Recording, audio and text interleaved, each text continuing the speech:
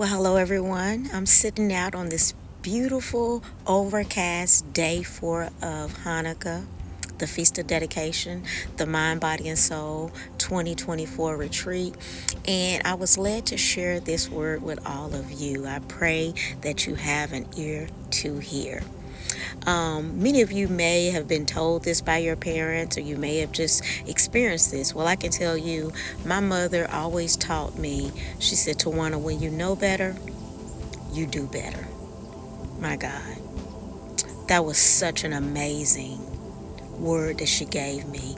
Outside of introducing me to Yeshua HaMashiach, that was one of the greatest lessons that I learned from my mother. Again, I have to say that as I continue to study to show myself approved, my whole life is changing for the glory of the Most High God, Yahweh. Because as I learn better, as I know better, guess what? I'm doing better. And so I want to stop by and encourage all of you, when you know better, my brothers and sisters, do better. I remember when the Most High spoke to me and he told me, he said, Tawana, you say you love me, but you won't do what I say. And when you go to John chapter 15, he tells us, he says, look, remain in me and I remain in you. If you love me, keep my commandments. Remain in my love. Do what I have given you to do. And then what happens is, my brothers and sisters, no longer does he call you servants, he calls you friend. And I remember a couple years ago, after he told me that, hey, I wasn't doing what he said, but then when I started doing what he said, then I remember one morning he came to me, he said, I no longer call you servant, I call you friend. And the reason why he did that is because guess what, my brothers and sisters? As I began to know better, I began to do better. As I began to get to know him, I began to fall in line with his will and his way. And unfortunately, so many say that they know him, and just like I was in my past, you don't do what he say. And he reminded me of the Apostle Paul when preaching to the people, and they were trying to serve their God, and they had a signage up that said, to an unknown God, and he was like, look, in Acts chapter 17, verse 23, he says, for I have walked around and looked carefully at your objects of worship. I even found an altar with an inscription, to an unknown God. So you are ignorant of the very thing you worship, and this is what I am going to proclaim to you. So this is the whole conclusion of the matter today, my brothers and sisters. Many of you are worshiping a God that you do not know, and you think that he is pleased, and he sent me by here to share this prophetic word with you.